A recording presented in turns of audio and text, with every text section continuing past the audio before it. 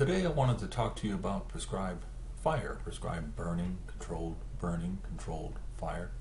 And before I begin, I just wanted to state that I'm not a fire ecologist or a fire scientist. I'm a forester that realizes the importance and usefulness of the tool prescribed fire to forest management and wildlife habitat. So I'm going to briefly talk a little bit about what the definition of prescribed fire is, fire-dependent ecosystems, and then some benefits to forest and wildlife, and then a little bit about some of the issues with prescribed fire.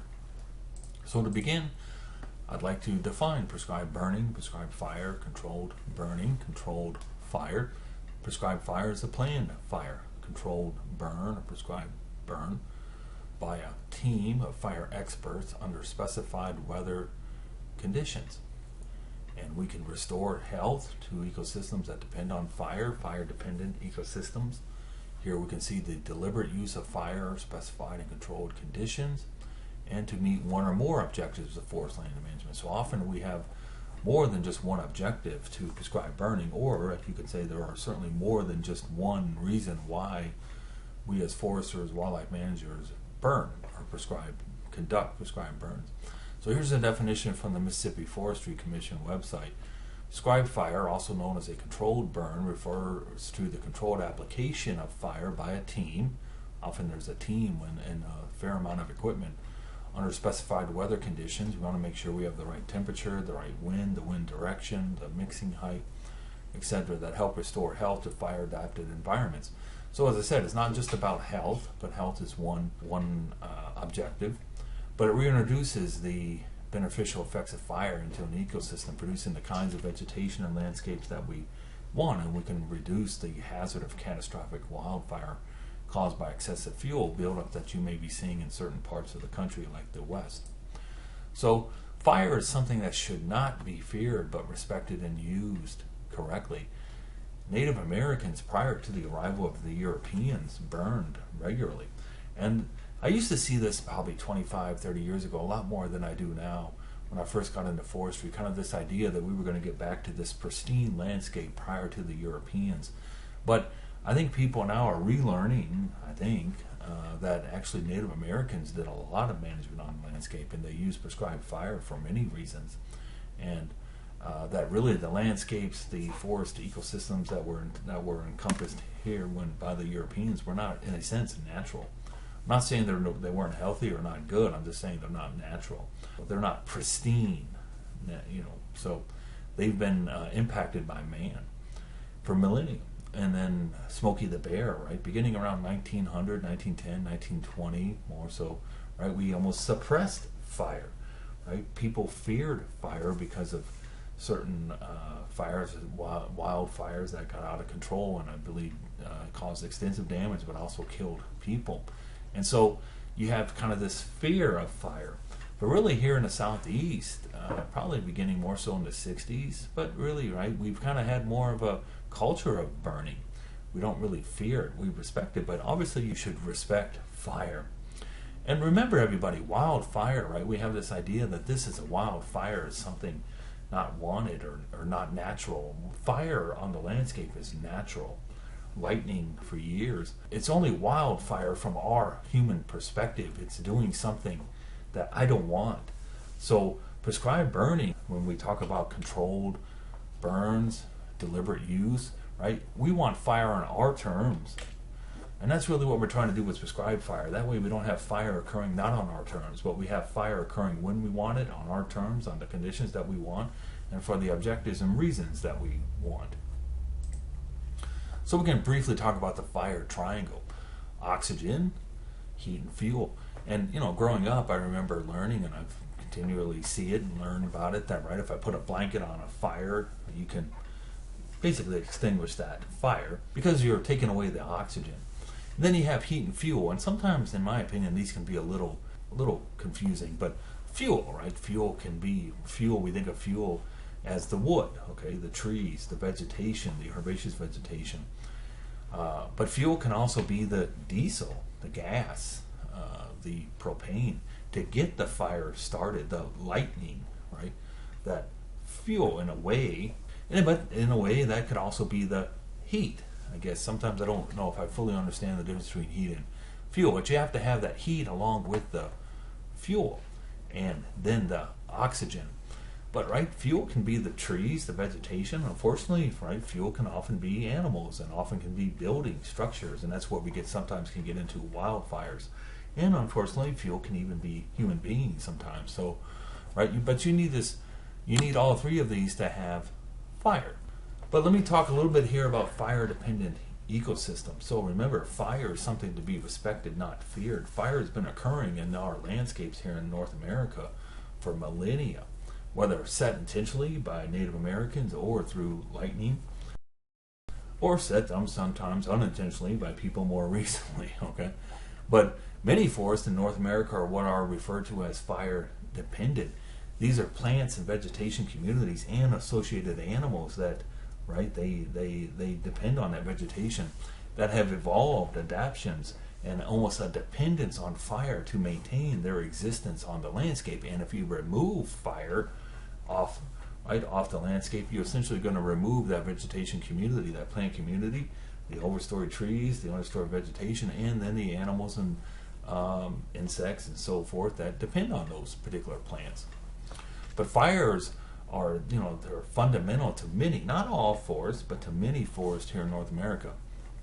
And here's an example of ponderosa pine. This is probably, right, generally what we think of, like this park-like forest. But right, this is frequent but low-intensity fires. Every probably 3 to 5 years, maybe every 10 years, right? The interval may have changed a little bit, but frequent, 3 to 5 years, low-intensity fires came through. And what would happen? It would knock back the Douglas fir and the grand fir. Those are shade tolerant, meaning with time, if there's no fire or nothing killing them, they're going to eventually grow up and overtake the ponderosa pine. But that frequent low intensity fire was enough to kind of knock back or kill those Douglas fir and grand fir and keep the ponderosa pine dominant on that landscape. And if you remove that fire, okay, you're going to lose this forest. It's going to, as I said, going to be overtaken by more shade tolerant Douglas fir and grand fir eventually. And so these species have adopted over time this thick bark, if you can see that here, right, this thick bark here, that have evolved over time to kind of adapt, as I said, to the existence of fire. So is fire something new that's happened over the last 10 years because of global warming or climate change? That's why we're having fire. No, fire has been happening for millennia, everybody. Right, that thick bark that kind of protects that cambium inside, and that way the fire can go through, kill other vegetation, but not kill these trees, these particular trees that have adapted to that fire because it's been occurring over millennia, and they take advantage of that, they benefit from that. It doesn't cook the cambium, it doesn't kill the tree. Everything else kind of dies, but this species here will keep on the landscape. We can see here the infamous grass stage of longleaf. It builds up that reserve in the tap root and the root system. If you have fires every 2 years, 3 years, low intensity, killing everything else, all the loblolly, perhaps the sweet gum, and the herbaceous vegetation, it may kill the top, right? But it's building up those resources in the bottom, the root system. And if that's occurring every 2, 4, 6, imagine maybe by year 8, sitting in the grass stage, by year 8 it finally takes off. And then you don't have fire for a couple of years. Now it has that competitive advantage over all the other vegetation, and it stays on the landscape. You remove that, what happens to longleaf? Well, it goes away, and that's what we essentially did beginning around 100 years ago. And then you have lodgepole pine and jack pine and table mountain pine, right? These serotinous cones that basically have almost in a sense like this wax on the cone. And it won't open, that cone won't open, okay? These seeds can remain viable. It can remain viable until some source of heat comes and opens them. And that releases that seed and that fire. Now this can also be from hot temperatures sometimes, but usually from fire. That fire is gonna what? Gonna kill everything else. But that opens up those cones, and that jack pine lodgepole ready to take off. It maintains those species on the landscape. They've adapted to the presence of fire. Shortleaf is another one through these sprouting. Fire is nothing new, everybody. So then in forest ecosystems, we can think we have two types of fires. Right? High intensity heat stand replacing, okay, low intensity, less severe surface fires. These stand replacing fires, that right? They replace the forest with a whole new kind of forest. So these severe crown stand replacing may have occurred every, they occurred over longer intervals, right? because you couldn't, you wouldn't really have a forest if they occurred every 2 or 3 years. So then these less severe surface fires occur at more frequency but less severe. So this here, you may say, man, that's a massive wildfire. No, that's not a wildfire. That's actually natural stand replacing fire in lodgepole pine. That, as I just mentioned, the serotinous cone, that fire there kills the ponderosa pine, probably, but largely the Douglas fir and grand fir, the shade tolerant, keeps that lodgepole on the landscape, everybody. That's natural. Now, I'm going to show you here in a little bit what's kind of happened out west a little bit. Okay, so that replaces that forest, keeps lodgepole on the landscape. Right. Then you have these less extreme fires, okay, frequent. And we say these stand replacing fires, in a sense, establish the forest, and these less extreme, high frequency, low intensity kind of changes the species composition, the structure. And that's what we do a lot with our forests today, right? We burn on intervals. That kind of helps that vegetation structure.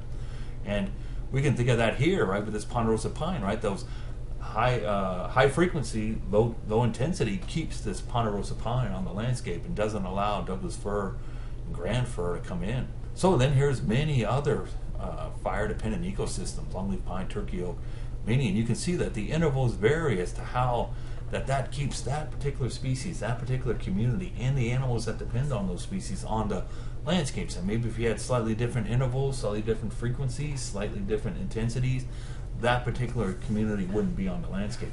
But fire dependent, not every forest in North America, the US, but many forests are fire dependent. So, and you may be surprised, some of you know, some of you are not, but oak hickory forests are actually, most of the uplands are fire dependent. And that thick bark that oak has keeps it, right? And we see this out east, particularly like with the red maple and the birch, I believe, right? And we've excluded fire. Now that red maple and birch has taken over those oaks. And so we bring fire back in and we keep those certain species because of that fire. That fire is needed. And then we can talk about Mississippi. So around 62% of Mississippi is forested, and much of it is softwood, pines here, basically, right? Loblolly, slash, shortleaf, longleaf, and then your hardwood. So many of these are fire dependent, not all of them. Most of these, longleaf and shortleaf, are certainly fire dependent. Loblolly benefits from fire, but it doesn't need fire. And actually, with fire occurring regularly, it may actually go away. Longleaf may take over, back over in many places, or shortleaf, but it benefits from fire. Slash does too, okay? But then there's many there's many hardwood forest types, like your oak, hickory, upland, that are fire dependent and benefit from fire. My point is, fire should be, on many forests in Mississippi, an active component of forest management. Then we can think about the objectives of prescribed burning and fire. Many of you probably know these. Hazardous fuel reduction. I'm going to go into some of these in more detail. I don't really have time to go into all of them. Fire occurs on our terms, all right? And then you have site preparation. Okay, we want to remove that debris in many ways, right, to provide better access. Okay, so we have access out there for the planters and the equipment, right, machine plant or hand planters.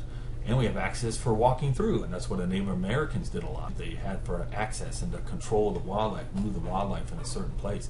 But we can manipulate the vegetation. We can remove the hardwoods and shrubs and keep the herbaceous if that's what we want, based on frequency and the temperature. Or we can have the hardwoods, certain species mixes that we want. We can then benefit or enhance certain wildlife through fire, or the lack of fire, or the fire severity or frequency. We can even impact the disease, okay, and impact the insect populations, nutrient cycling. So we can recycle those nutrients back into the ground to help with our health, forest health, and provide more nutrients to the vegetation.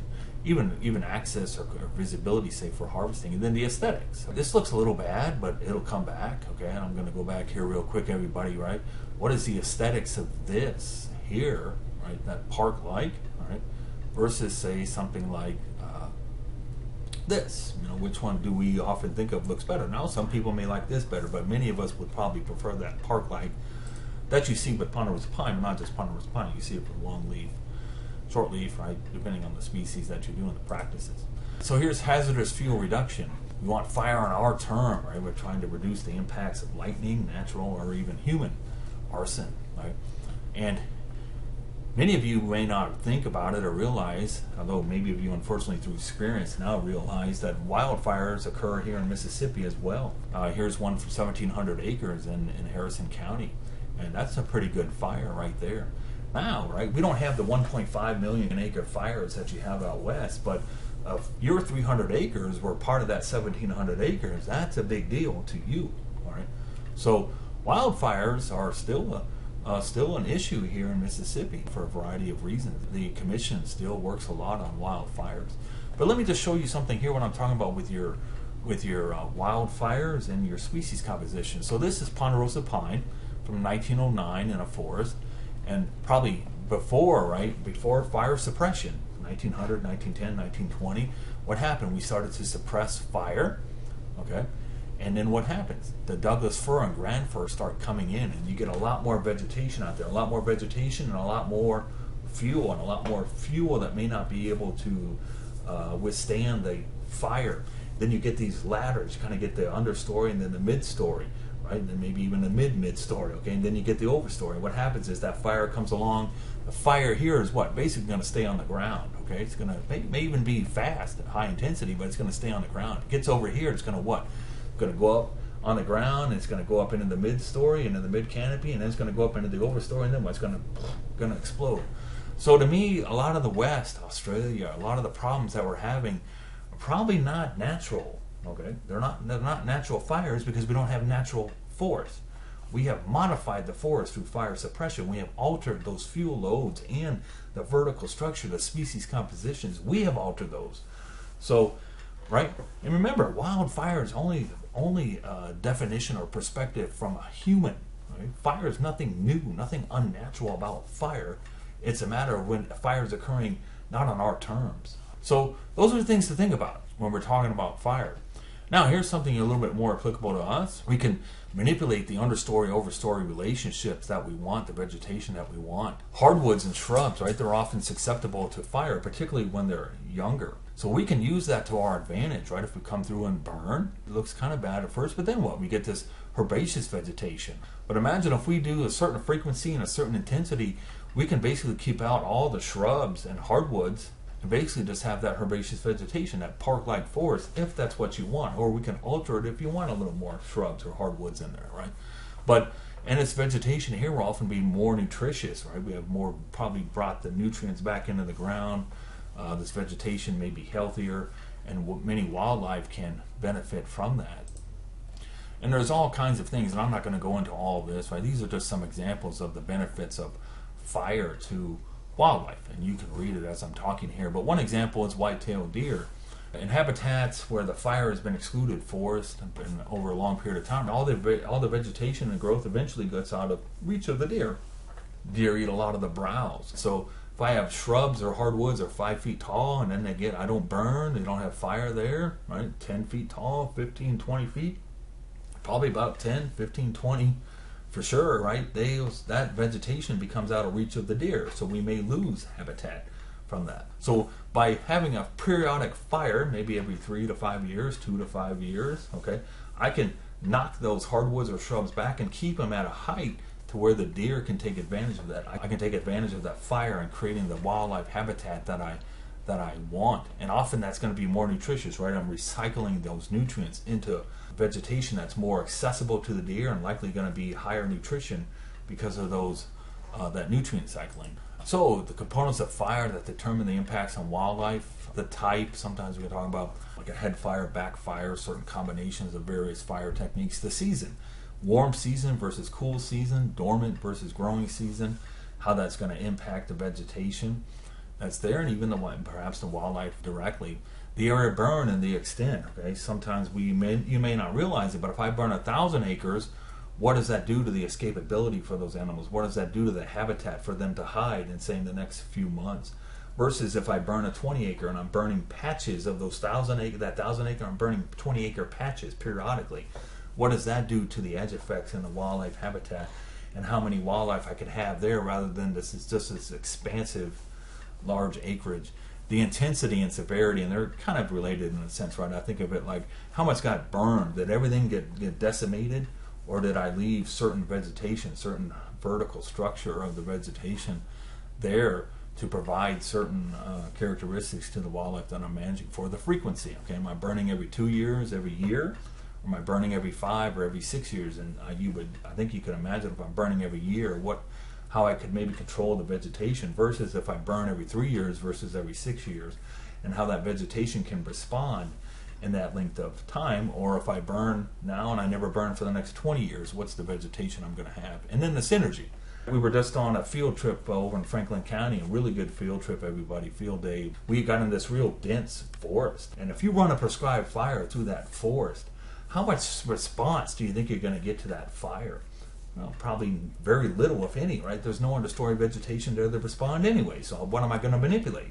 But if I thin that forest, or clear cut it, but probably thin it, I now introduce more light, moisture, and nutrients to the understory, those limiting site factors.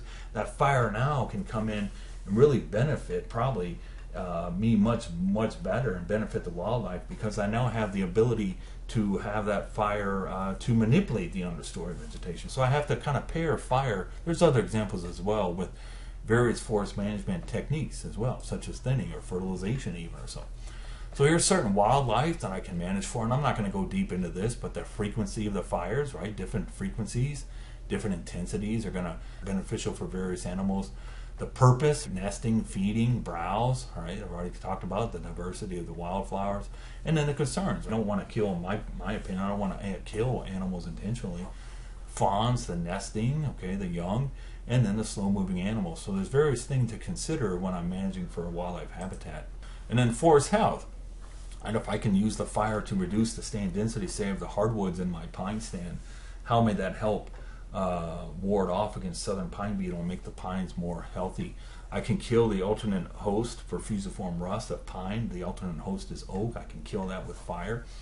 Brown spot needle blight, we often use fire as a control of that disease. So there's many things that I can use fire for in terms of forest health. And then here, you guys, this is just from 2017, which is the most recent that I could find. But to me, here in the southeast, we almost have this culture of prescribed burning of fire, at least much more so than other parts of the country, particularly out west. Right here's California, everybody. Look at the number of acres burned in California versus Florida and Georgia. When's the last time you heard of a massive wildfire here in the south? Now, these are a little misleading because some of this is agricultural burns, but many of this is forestry burns. But definitely a culture. Here's Mississippi, right? Culture of burning. So we're not really afraid of it. But definitely fire is beneficial. And I think, unfortunately, now a lot of people out west are realizing that. But now the conditions have become such that it's probably not safe to conduct prescribed burns because the fuels are so now changed. The vertical structure, species compositions, and the loading is so much changed that now it becomes almost dangerous. And honestly, I don't know what we're going to do. It's really a problem out west. And here's a map, you guys. The darker brown is the more fires. And you can see Kansas here, right? Not a lot of forest there. That's what I'm getting at, where some of this is agricultural lands, acreages being thrown into there. But still, nonetheless, this culture of fire here. And then fire breaks. I'm just going to talk about these quickly here. The importance of fuel breaks, fire breaks. Once again, that fire triangle, that heat, fuel, oxygen. But if I remove the fuel, this dirt's not really a fuel for fire, and I remove that fuel, well, then that's going to stop the fire. And so I need these fire breaks. Now, if I got a massive crown fire through here, it's probably just going to jump that fuel break. That's why I need to periodically burn and make sure I keep those fuel loads down and the type of fuels down. Okay, but fuel breaks and fire breaks are extremely important. These are just pictures from Texas A&M, but the commission here, Mississippi Commission, can help you with that.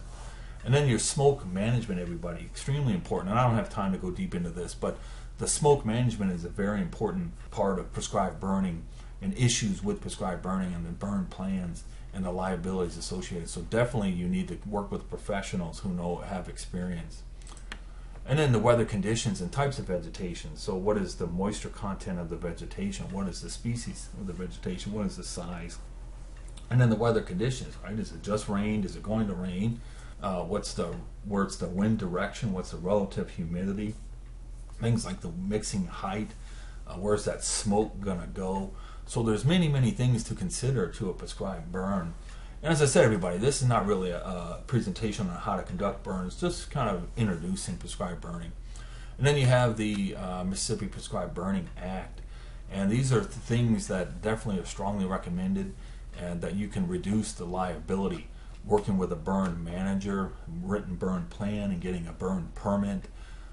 All of these things are extremely important when conducting prescribed burnings, and that's probably why you as a landowner, you need to work with a contractor, a forester, to most safely conduct these burns and most effectively for the management purposes. And finally here I'm going to finish on the cost. So generally the conduct the burn itself is generally about $20 to $50 per acre right now.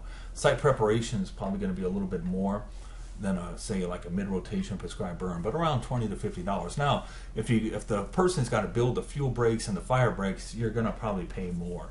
It's somewhere around $20 to $50 per acre, so it's a very effective, relatively low cost management tool for forest and the species compositions that we want, the conditions of the forest that we want, as well as for wildlife habitat. So here's just a list of steps to conduct when conducting a prescribed burn on your property, and you can read this as we finish here. Thank you.